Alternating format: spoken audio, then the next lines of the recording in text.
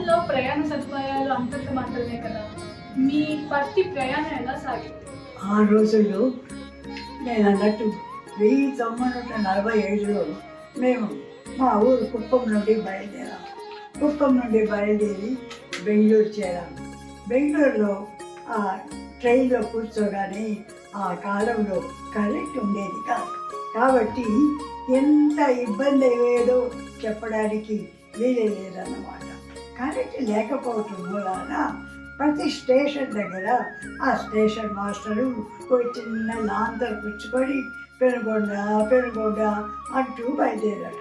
అప్పుడు గబుక్కని మేము మేలుకొని అనేది పెనుగొండ వచ్చేసిందే అనుకుంటూ తలుపు దగ్గరికి వెళ్ళాము. తలుపు దగ్గరికి వెళితే ప్లాట్ఫామ్ కనిపించలేదు. అక్కడి నుంచి గబా దూకేసామన్నమాట. దూకేసి కిందికి దిగిన తర్వాత చూస్తే ఒకే చిన్న చీకటి, చలి అదర్ చేస్తూ ఉంది. ఈ యొక్క ట్రైన్ ఉన్నంతసేపు ఆ వెలుతురు అట్లా, ఆ ట్రైన్ వెళ్ళిపోగానే చిన్న చీకటి, అది చూస్తే మాకు చాలా భయం వేసింది అనమాట.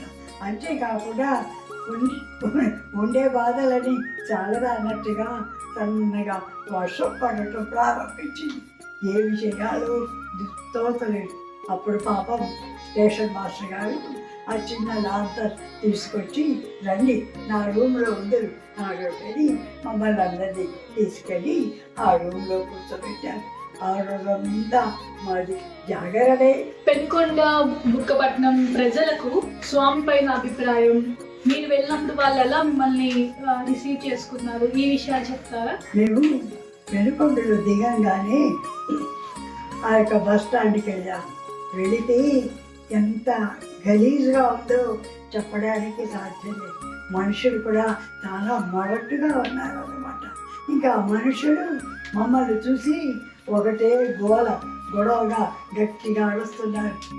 వీళ్ళు సాయిబాబా చూడటానికి వచ్చారు, అమ్మాయి మీకు ఎవరు చెప్పారు సాయిబాబా దేవుడని, వెళ్ళిపోండి ఆయన మాయల మరాఠీ దేవుడు కాదు అని గట్టిగా అరుస్తుంటే ఏమి చేయాలో తోచలేదు. మేము చాలా భయపడిపోయి తర్వాత వాళ్ళని ఎంతో బ్రతిమాలుకొని మాకు ఒక టికెట్ ఇవ్వండి అని, ఎలాగో వచ్చాము కదా చూస్తాం వెళ్ళాం. బుక్కపట్నంలో దిగేటప్పటికి అక్కడ కూడా ఇదే గోలే, వాళ్ళు ఇలాగే అరుస్తున్నారు.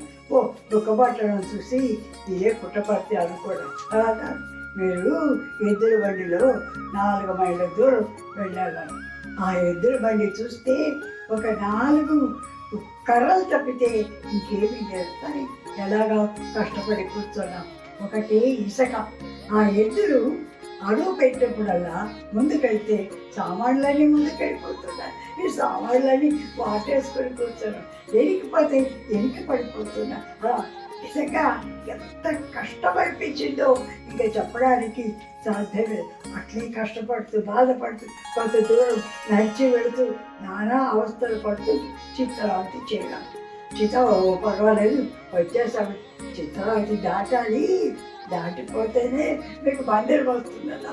నిజంగా ఎంత విసుక్కున్నామో చెప్పండి. అబ్బా ఇంకే మంచి చోటు చిక్కలేదా, ఇదేనా చిక్కింది అని అనుకుంటుంటే మరో 10 మంది ఎదురుగా వస్తున్నారు.